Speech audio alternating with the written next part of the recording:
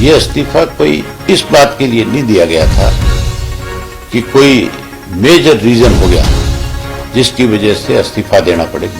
कुलदीप बिश्नोई ने क्यों इस्तीफा दिया, ये पूछने वाली बात है। कुलदीप बिश्नोई तो ये कह करके चुनाव जीतते रहे आज तक कि मैं अगला मुख्यमंत्री बनूंगा। क्या वो मुख्यमंत्री बनने के लिए उन्होंने रिजाइन किया? ये इस्तीफा स्वार्थ में दिया गया है, अपने स्वार्थ की पूर्ति के लिए, अपने आप को कहीं ईडी से, इनकम टैक्स से, सीबीआई से, इन एजेंसियों से बचाने के लिए दिया गया है। लोग जब पूछेंगे सामने से वे इस्तीफे की नौबत क्यों आई, जरूरत क्या पड़ी, तो बताओ, इसका क्या जवाब है इनके पास?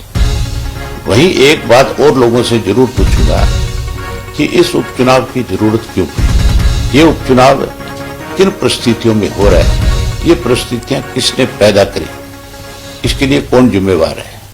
हमने अपनी पार्टी की मीटिंग बुलाई है। 6 तारीख को हिसार में हम अपनी मीटिंग करने जा रहे हैं, स्टेट बॉडी की, जहां हम अपने पदाधिकारियों को, पार्टी के नेताओं को फतेहाबाद रैली में जो जिम्मेवारी उन्होंने निभाई है, जिस ढंग से उन्होंने काम किया, जहां उनको उसके लिए बधाई देंगे। वहीं आदमपुर चुनाव में उनकी क्या जिम्मेवारी है, उसके लिए भी हम 6 तारीख को तय कर लेंगे। और उसके बाद 8 तारीख से 12 तारीख तक 4 दिन मैं लगातार स्वयं हल्के में जाऊंगा और हल्के में जाकर के लोगों से मिल करके, बात करके, कार्यकर्ताओं से पूछ करके हम अपनी पार्टी का प्रत्याशी तय करेंगे। वहीं एक बात और लोगों से जरूर पूछूंगा कि इस उपचुनाव की जरूरत क्यों पड़ी, ये उपचुनाव किन परिस्थितियों में हो रहा है, ये परिस्थितियां किसने पैदा करी, इसके लिए कौन जिम्मेवार है।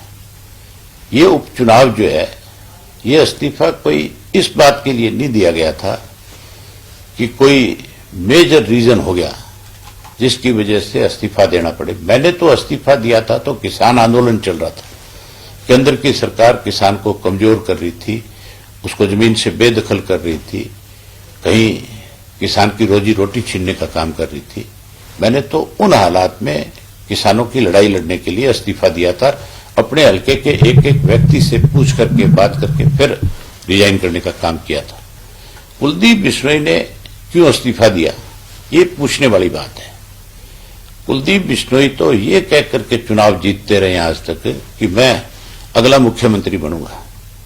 क्या वो मुख्यमंत्री बनने के लिए उन्होंने रिजाइन किया या अपने बेटे को राजनीति में स्थापित करने के लिए?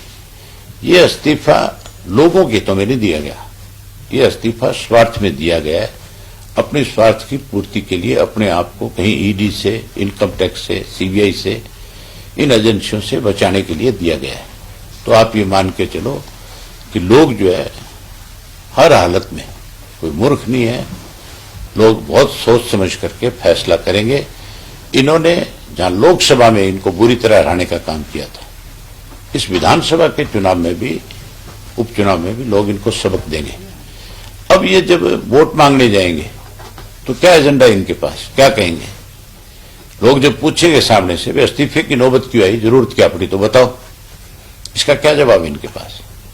हर गांव में लोग ये सवाल करेंगे, पूछेंगे कि क्यों इस्तीफा दिया है।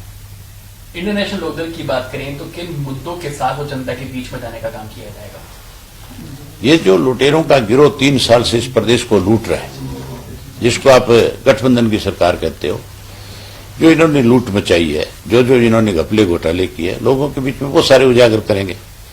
उसके साथ साथ ये भी पूछेंगे लोगों से कि इनसे पूछो, सवाल करो कि किस लिए चुनाव लड़ रहे हैं, क्या जरूरत पड़ी है। हमारे पास तो बहुत मुद्दे हैं, ये क्या कह करके चुनाव लड़ेंगे, इनके पास कौन सा मुद्दा है? सर, दुष्यंत चौटाला कह रहे हैं कि दिग्विजय चौटाला कह रहे हैं कि दुष्यंत चौटाला को हरियाणा की जनता सीएम के तौर पर देखना चाहती है। तो ये बात तो कह करके चुनाव भी लड़ा था, फिर तो जाकर के मिनिस्ट्री क्यों ली? फिर तो चीफ मिनिस्टर की लड़ाई लड़नी चाहिए थी। जो व्यक्ति पहले दिन से ये कह रहे थे कि हमने तो नारे लगाए गए थे, आया सीएम का, अब नारे लगेंगे गया सीएम, ये उसके कहने से चीफ मिनिस्टर कैसे बन जाएगा? जिनके पास 10 एमएलए हैं और जो ये कहते हैं कि हम ये गठबंधन का धर्म निभाएंगे। अगर मान लो कल को बीजेपी के साथ ये दोबारा चुनाव मैदान में भी आते हैं गठबंधन के साथ, तो फिर चीफ मिनिस्टर का कैंडिडेट कैसे हो जाएगा? बीजेपी इनको कितनी सीटें देगी? ये तो खाली सारा दिन लोगों के अंदर कैसे, तो कुछ तो बोलेंगे बेचारे, कुछ तो कहना ही पड़ेगा। दिग्विजय कहते हैं कि अगले 2024 के चुनाव में हमें पूर्ण बहुमत दीजिए और उसके बाद जो है दुष्यंत एक तरफ गठबंधन की बात करते हैं, एक तरफ पूर्ण बहुमत मांगते हैं। पूर्ण बहुमत तो तब मांगे आदमी जब अपनी लड़ाई लड़े, अपनी पार्टी पे लड़े। ये तो आज की तारीख के अंदर इनके पल्ले तो कुछ है ही नहीं। अब तो ये भी कहा दिग्विजय ने कि हमारे तो 10 एमएलए हैं, सरकार में हमारा 20% हिस्सा है, हमारे पल्ले ही कुछ नहीं है। जो ये कहते थे कि हम पता नहीं हरियाणा प्रदेश के युवाओं के लिए क्या कर देंगे, महिलाओं के लिए कर देंगे, जो कहते थे बूढ़ों की पेंशन बढ़ा देंगे, वो सब हम ये बात स्वीकार करते हैं कि हमारे पल्ले तो सरकार में कुछ है ही नहीं। जो रोज मतलब अपने बयान सोच समझ करके देने चाहिए कि क्या बोल रहे हैं। हम तो चाहते हैं कि मुख्यमंत्री जिस प्रयास में लगे हैं उसमें कामयाब हो, लेकिन मुझे नहीं लगता कि वो ये सफारी जो उनका सपना है उसको पूरा कर सकें।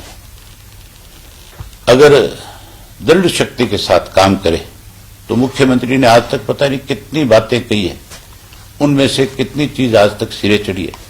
चौधरी ओम प्रकाश चौटाला तो जो मुख्यमंत्री होते ठान लेते थे उसको हर हालत में पूरा करते थे। डिज्नीलैंड चौधरी ओम प्रकाश चौटाला ने अपने स्टेट से 2 बार विधानसभा का सत्र बुला करके बाकायदा तौर पे कानूनन रूप दे करके भेज दिया था। वो तो सेंटर के अंदर उस वक्त अडवाणी जी गृह मंत्री थे, उन्होंने उसमें रुकावट पैदा करने का काम किया था।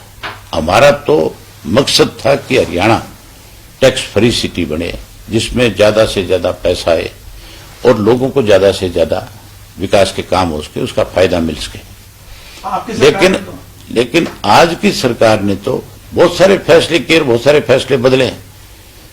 अब ये सफारी बनेगी या किसी की सवारी बनेगी ये तो मुझे पता नहीं है। नहीं, आपकी सरकार में तो चलो अडवाणी जी ने रोड़े अटकाए थे, हाँ। लेकिन इस सरकार में तो बीजेपी की सरकार केंद्र में भी है। नहीं, अगर ये चीज बना रहे हैं, अगर इसके लिए कोई विधानसभा में ये बिल भी लेकर के आए तो हम तो उसका समर्थन करेंगे। हम तो चाहते हैं कि हमारे प्रदेश के अंदर ज्यादा से ज्यादा टूरिस्ट आए। हमारे प्रदेश के अंदर मैं तो चाहता हूं कि आज भी हरियाणा में कसिनो बने, आज भी डिज्नीलैंड बने। गोवा में अगर कसिनो हो सकता है तो हरियाणा में क्यों नहीं हो सकता?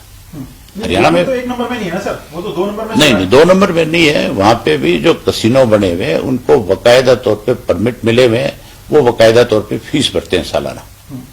वो कोई ये नहीं है। तो हरियाणा में जमीन पे अगर पानी पे लाइसेंस दे रहे हो आप तो जमीन पे दे दो, क्या दिक्कत है?